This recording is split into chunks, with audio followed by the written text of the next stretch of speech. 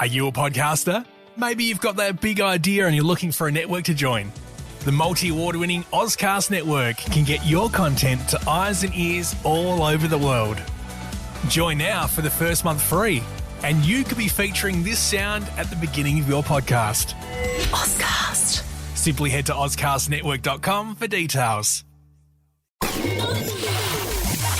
Wavelength. Mental illness doesn't have to be a life sentence. Alcohol addiction, abuse, misuse is the same all over the globe. Sparking the combos about Adelaide. So it made me feel very confident that if we did have it in the state, we were going to know about it. You should be having. There'll be guys that are trained, but they don't feel like they're good enough to take their shirt off. Almost everyone is a culprit of doom scrolling. Anyone who has a mobile phone. On Fresh 92.7. Welcome to Wavelength, sparking the convos about Adelaide you should be having. I'm your host, David, and tonight I am joined by Jamie. How are you doing? I'm doing good. How you doing? Less good.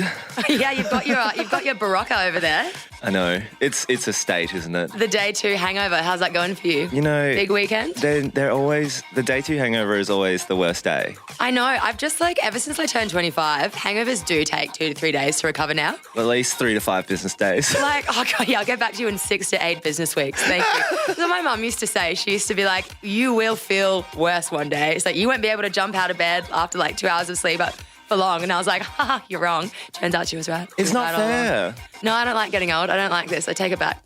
Takes back, sis. I'm only 26. Come on. Things hurt. Things hurt already. Oh, God.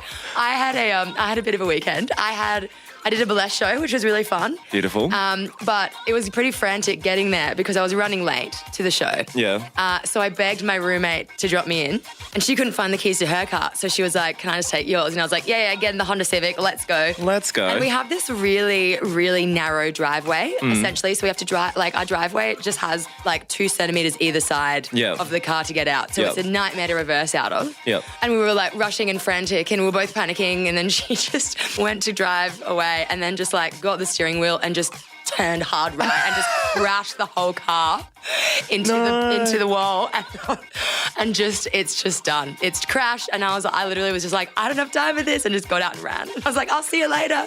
That is truly it was painful. Horrific. Forgot about it, and then just went to drive in to do this recording today, and then it was just oh, the car's still crashed.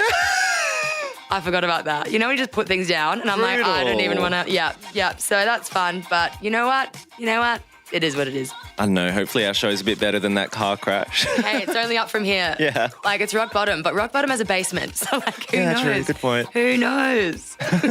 Tonight on Wavelength, the National Disability Insurance Scheme is undergoing major and radical reform to cut costs. How is it going to affect Australia's disabled? This week on Wavelength, we're going deep into the topic and exploring how many Aussies could be left behind. Wavelength is also going to explain the new legislative reform that is changing what sexual consent means. But next, we're uncovering why your exercise regime may be totally wrong. You're listening to Fresh.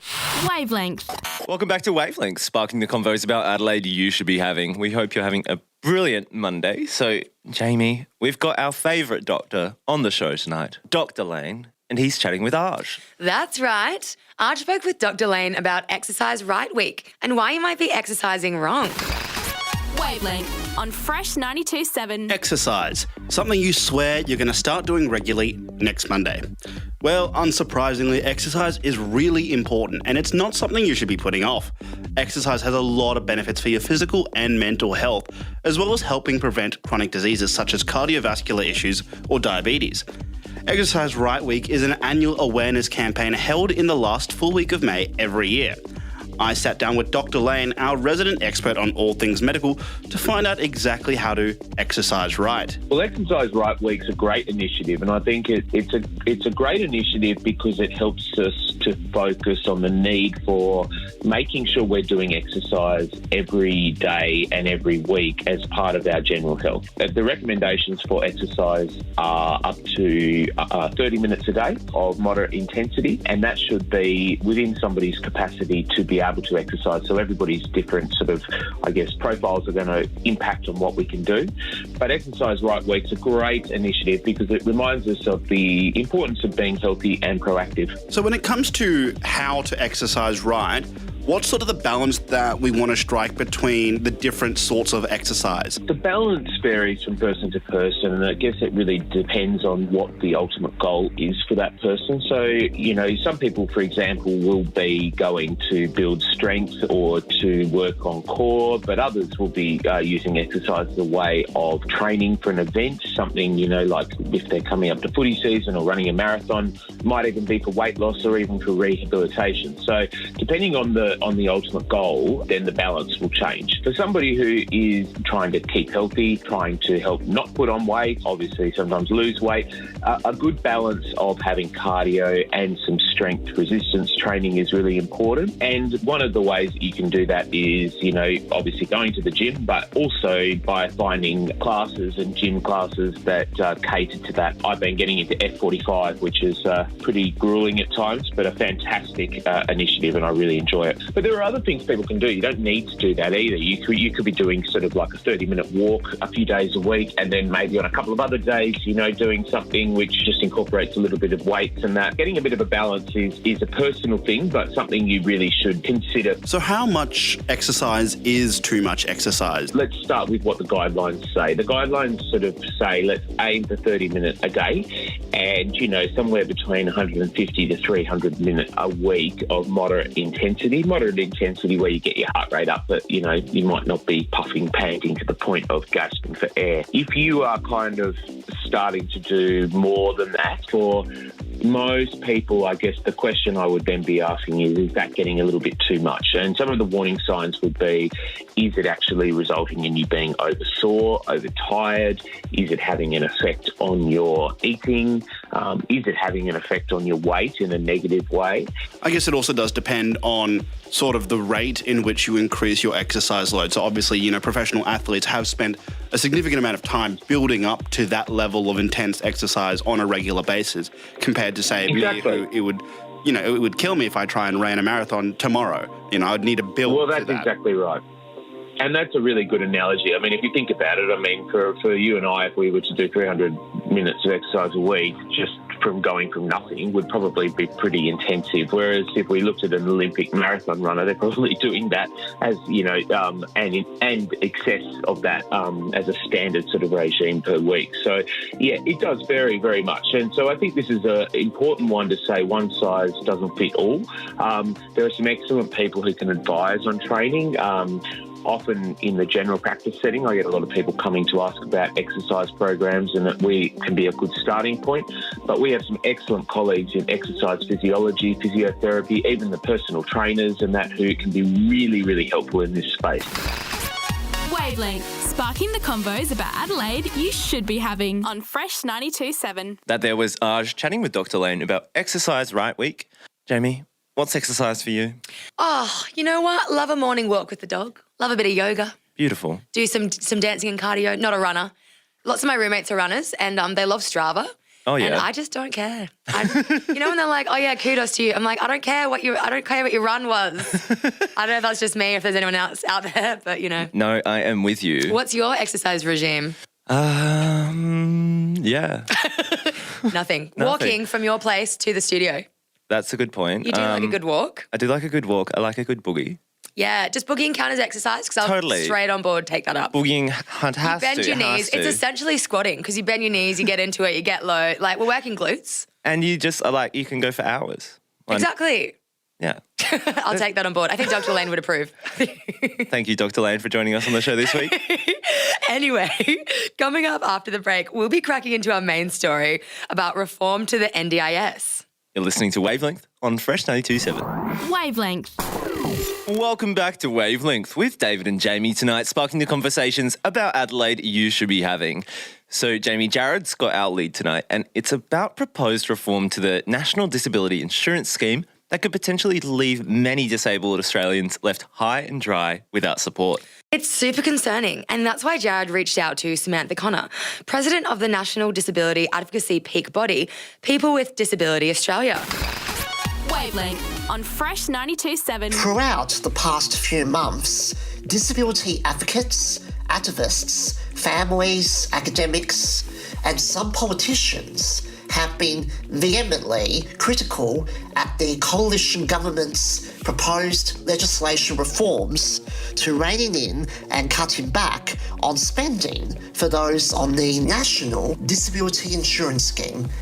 This includes the controversial introduction of independent assessments, described as making access to the scheme fair and equitable for all, focusing on capability instead of disability. Samantha Connor is president of the National Disability Advocacy peak body, People with Disability Australia. She laid out what her concerns are with what is being proposed and why participants of the scheme fear that IAs will no longer allow them to have choice and control in deciding which goals in their plan or budget can receive funding. You know, independent assessments have been at the forefront of what we've been talking about lately, which is, you know, the proposal that we're going to have strangers who are wandering into our home, to not necessarily qualified strangers either, to run a set of untested assessment tools on us and then feed it off to an algorithm within the NDIA to determine what bucket of money that we get, and then sit down and have a planning meeting sometime after that to see what we're going to do with whatever that money is, but also some of the other changes to rules and reforms that they've told us that they're putting in place.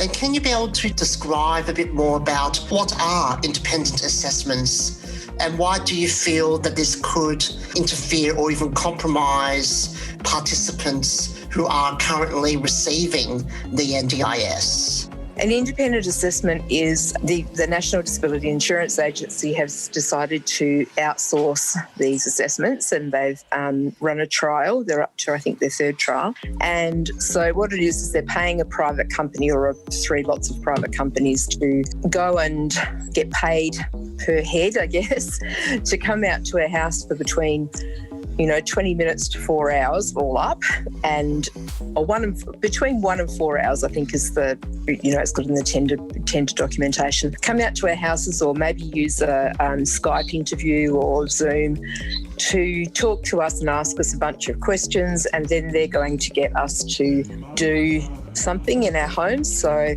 it might be, would you please stack the dishwasher? Would you please put the rubbish out? That kind of thing. And then they're going to analyse using these tools what our functional assessment is, our functional capacity is. So if we had an appropriate conversation, which in their idea might be, appropriate conversation, then they would mark us up as that, and then somewhere along the line we would find out that the secret algorithm had said that we were entitled to X amount of funding, or we weren't entitled to X amount of funding. The only problem is we know it won't work because every single person with disability, family member, disability service provider, allied health professional and clinician in the whole of the country and internationally have come out and said, this is a really bad idea and it won't work. So we've all come out and said this to the government, and they're still insisting that they want to bring these things in. So it's a bit of a terrifying prospect. Why do you feel that the coalition government is taking this drastic approach to rein in spending within the scheme itself? Why is it that the National Disability Insurance Agency wanting to curb or even to reduce the amount of funding gets given to packages and plans for participants, when everyone knows that when it comes to getting the right amount of help and support, you do need money for those things? Yeah, absolutely. And also we, even just our presence, even if we can't move a muscle or, communicate or whatever, actually, the more disabled we are, the more support we need, which actually doesn't mean just taxpayers' dollars. It actually means creation of jobs, right? So people are supporting us and we're part of the economy and we're part of giving back to. Then you have the aspect of people who are supported to go into work or get back into work, so yeah, look, we think it's just a bad move. Why they're doing it, I mean, they've kicked off 270,000 people off the DSP since 2015. So I think it's just part of, not really understanding that, you can do these things and it's sort of an ideological perspective, I think, rather than anybody looking at this in an economic rationalist way even. I really don't think they understand our lives, what our lives look like. And really, if you just boot somebody out of a disability support scheme, you're just going to be booting them onto some other kind of policy area, right? So you'll end up in the mental health area, or you end up in the health area in hospital, or, so there's a whole bunch of false economies when people are looking at things, just at a really shallow level. Wavelength, sparking the convos about Adelaide you should be having on Fresh 92.7. That was Jared speaking with Samantha Connor, President of People with Disability Australia. We've got more of that chat coming up later in the show, but next, Hamish will let you know what the hell has been going on this week. You're listening to Fresh. Wavelength. Welcome back to Wavelength. We'll be getting back into our story about proposed changes to the NDIS soon, but now we're cracking into our weekly segment where Hamish explains what the hell has happened this week. What the hell is going on this week? Wavelength on Fresh 92.7. Hey, hello, and yes, what a big news week we've just had, Australia, with the announcement about Victoria going back into lockdown. And I tell you what, this whole thing has a very strong Jimmy Barnes coming out of retirement vibe about it.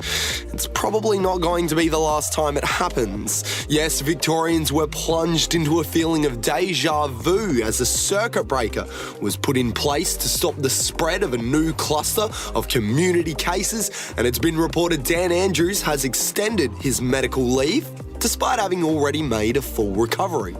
While the situation continued to escalate quite quickly throughout the week, initial fears were minimal as the first case was recorded at a Collingwood game where crowd numbers were so small it was considered a low-risk infection site. The harsh new measures that swept across the state, though, now mean that Victorians can only leave their house for 5 essential reasons: shopping, to give compassionate care, authorised work, to get vaccinated, and to check out the latest overhyped piece of street art. Anyway, it hasn't all been about Victoria screwing things up once again. Someone else who really screwed up is perpetual screw-up Scott Morrison, when Australian of the Year Grace Tame revealed earlier this week that the PM said after her now famous speech in 2020, "Gee, I bet that felt good to get out," as if she was letting out a burp after a 3-piece feed at KFC.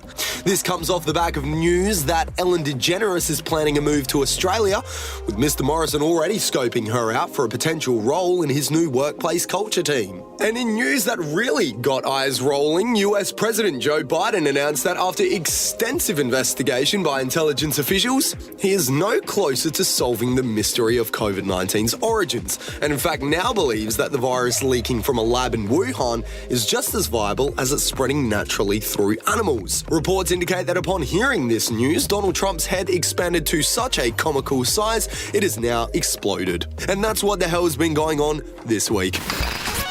Wavelength, sparking the convos about Adelaide you should be having on Fresh 92.7. Thanks for that, Hamish.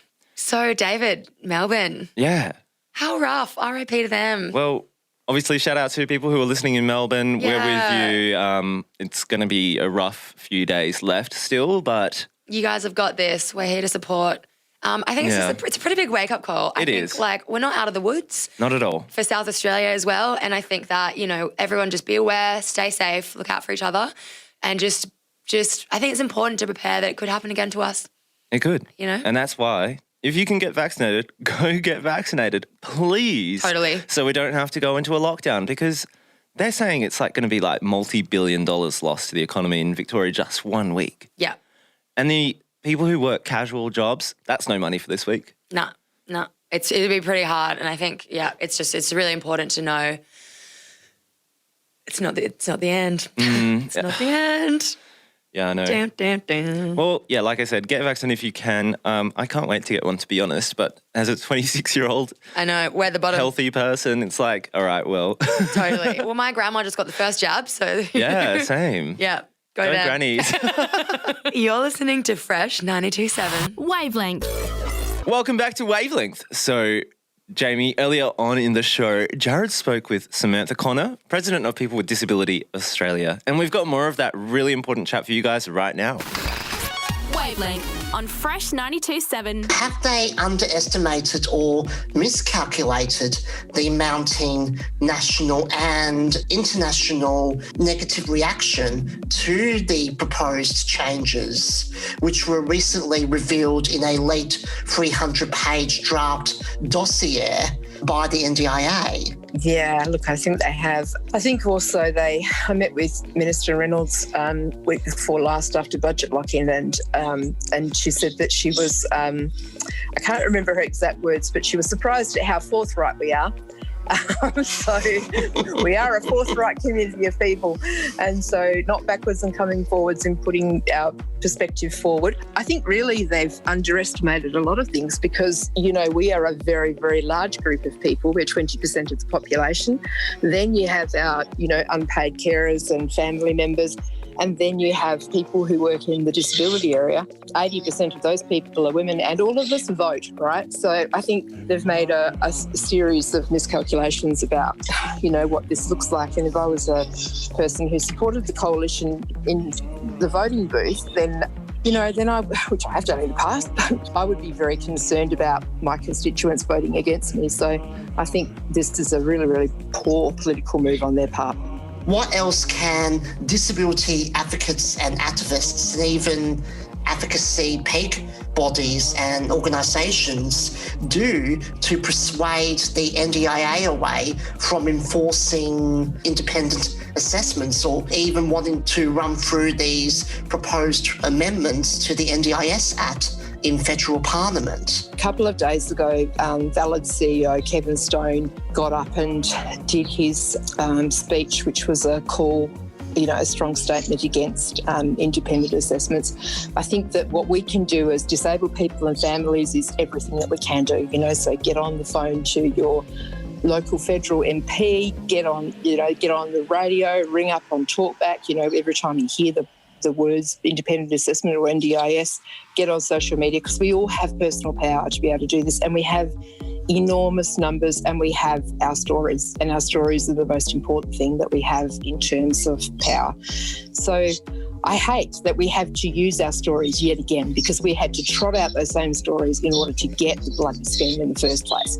So I hate that we're having to do this, but I want to make sure that we have got the scheme that we fought for. It's our NDIS, and that we're going to keep it. The one thing that Kevin did say, which I think is something that we need to consider, is he called for the sacking of the CEO and sacking for the rest of the content-free executives who know everything about banking and insurance products and nothing about people with disability and their families, ditching the consultants and replacing the NDIS board. So I think, you know, that whole betrayal of trust, losing our confidence, you know, they've got it wrong. They need to sit down with representative bodies. They need to look at where it's gone wrong, and they need to release the data, be completely transparent and go back to basics, because I think this is just something that is a really, really bad thing right now in the middle of a global pandemic when we are the people most at risk, you know. So sorry to rant, but I think that, you know, we all have the ability to make a difference in this, and we have the ability to make our voices heard as people with disability. Wavelength, sparking the convos about Adelaide you should be having on Fresh 92.7. That was Jared speaking with Samantha Connor, President of the National Disability Advocacy Peak Body, People with Disability Australia. I mean, Samantha said it herself. I think the government's picked a fight with the wrong crew. Yeah, absolutely. Watch out. Street rules here. Yeah, I mean, what they've proposed essentially that is that the independent assessments we made, so it means that a lot of people will receive less funding. And what a time to do it. Yeah, it seems extremely backwards. Yeah. Totally. I mean, Jared did a really fantastic chat there with Samantha Connor. It was really good to hear from her, but I think they did pick the fight with the wrong people. Yeah, totally. And also the point she made in the first part of the segment where it's like, you know, it's one thing to give people money from the government, but it's another thing to kind of like create jobs and immerse themselves into society, you know, like help them be a functioning part of society. Yeah. It's not that hard to get people involved at all. They're human beings. Yeah, exactly. Thank you so much for that one, Jared. It was a really important chat. We've still got plenty of Wavelength left for you guys tonight, though, so stay tuned. You're listening to Fresh. Wavelength. Welcome back to Wavelength, sparking the convos about Adelaide you should be having. And right now we've got our weekly segment called Wavelength Explains. And this week, Jamie, you have the pleasure of explaining to us legislative reform that's totally changed how sexual consent operates. Looking forward to it. Wavelength Explains on Fresh 92.7. Hey there, Wavo listeners. On this week's Wavelength Explains, I'm going to break down the new New South Wales affirmative consent law reform and what that means for New South Wales and Australian consent culture. Sit back, relax, and let me break it down for you. Last Tuesday, the New South Wales government announced it would change sexual consent laws to better deliver justice to victims and survivors of sexual assault. The changes came after a Law Reform Commission review and a campaign by advocates such as Saxon Mullins, who was the subject of a major Four Corners investigation. The government are adopting an affirmative consent model, which means that the person must say or do something to affirm they have consent before sex occurs. Basically what this means is that people need a yes means yes instead of a no means no. With this new model, it states that a person does not consent to sexual activity unless they said or did something to communicate consent, and an accused person's belief in consent will not be reasonable in the circumstances unless they said or did something to ascertain consent. Consent must also be given as a free and voluntary agreement, aka not pressured or forced. They will also affirm a person's right to withdraw consent at any point, make it clear that if someone consents to one sexual act, it doesn't mean they've consented to other sexual acts, clarify the definitions of sexual intercourse, sexual touching, and a sexual act, and clarify that a defendant cannot rely on self-induced intoxication to show that they were mistaken about consent. The government says that it also plans to introduce 5 new jury directions for judges to give at a trial to address common misconceptions of consent and ensure that a victim's evidence is assessed fairly and impartially. This affirmative consent model is a huge step for changing toxic Australian consent culture. Quite frankly, this law means that laws are finally changing to favour and protect sexual assault victims instead of the perpetrators. About flippin' time. This is a domino effect, and New South Wales is setting an example for the other states must follow. To help change sexual assault laws in South Australia, you can send letters to our Attorney General's Department addressed to Vicky Chapman addressing the issue and demanding change. Because let's face it, if we don't do it, who will? I'm Jamie, and that's all for Wavo Explains this week. Wavelength, sparking the convos about Adelaide you should be having on Fresh 92.7. That was myself, explaining changes to the sexual consent laws in New South Wales. Thank you so much for that Wavo Explains, Jamie. It's sort of is remarkable that that wasn't already the law in a weird way. Right? This is a huge step for changing the way that Australian consent culture kind of operates here. But it's so surprising that the laws haven't been in place already. Essentially, laws have been protecting the perpetrators this entire time and not being in favour of the victims. So, absolutely it should be doing that in favour. And, now giving active consent versus having to say no to consent. It's really important. Changes the entire game. I mean, it's sort of weird that, in South Australia, you have to say no to not consent. So it's it's flipped around, right? Yeah, totally. It's super backwards. And I mean, that's not how relationships. I mean, it's not how they should work. No. I don't know why. Totally, it's quite a toxic culture, and I mean that's just so systemically ingrained in culture today. But that's changing, which is great. They've also changed some laws in New South Wales which say that if a person who's been charged with sexually assaulting someone, so the perpetrator, is intoxicated, that's no longer an excuse for miscommunication of consent. So if someone's drunk, up until now, they've been able to say, I was drunk, therefore I didn't understand that they weren't consenting. Nah, sorry, that's not how that works. Yeah. Just because you're drunk, that just gives you no excuse. That's ridiculous. And you know what? The next step is changing South Australian laws. So we need to rally up together. You need to be sending letters to the MP, Vicky Chapman. We have so much more of an impact than we think we do as a society and as young people. Send letters because they know that if someone's sending a letter, that means that there's a bigger majority of people that believe that same thing. Of course. Let's change law reform. I'm very excited for this, Jamie. I think that was a great explainer. Thank you. And such a necessary change. Come on, South Australia, we can do better. We can do better. You're listening to Fresh 92.7. Wavelength. Welcome back to Wavelength, sparking the conversations about Adelaide you should be having. Right now we've got one of our favourite weekly segments called Heaps Good News. And this week, Hamish has got the goods for us. I know there's gonna be Heaps Good News on Wavelength. Hey, it's Hamish, and here's your weekly dose of Heaps Good News. Scientists have this week identified that a giant tortoise found back in 2019 on the Galapagos Islands is in fact a member of a species that was considered extinct over 100 years ago. The island's national park has now begun preparations for an expedition to save the species by finding more of its kind and hopefully bringing back a long-lost mate. When you live as long as a Galapagos turtle does, it'd be nice to have a friend. Also this week, a Michigan man who was spared a 20-year prison sentence for selling and producing crack cocaine has just been sworn in as a lawyer by the very same judge who gave him a second chance 16 years ago. Edward Martell stood in Judge Bruce Morrow's courtroom this week, where the judge proudly heard him swear to uphold the attorney's oath, a far cry from the first time the two men met all those years ago.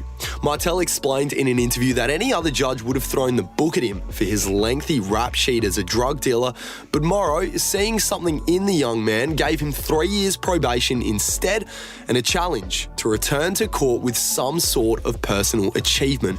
And it was that challenge that set Martell on the path to now practicing law. Now returning to home soil, hope for the continued survival of the at-risk Tasmanian Devils is looking better than ever after a mother living outside of captivity gave birth to 7 joeys on the Australian mainland for the first time in over 3,000 years, where it's hoped that one day they'll find themselves a permanent place in Australia's wildlife, where the marsupial could possibly fight back the scourge of feral foxes and cats that are currently threatening our ecosystem. And finally, climate activists around the world are celebrating their biggest scalp yet after a court-ordered oil conglomerate Shell to reduce its greenhouse gas emissions by 45% before 2030 in a landmark ruling that saw a first-of-its-kind victory for environmental campaigners against an oil giant. And that's as good as it gets this week on Heaps Good News.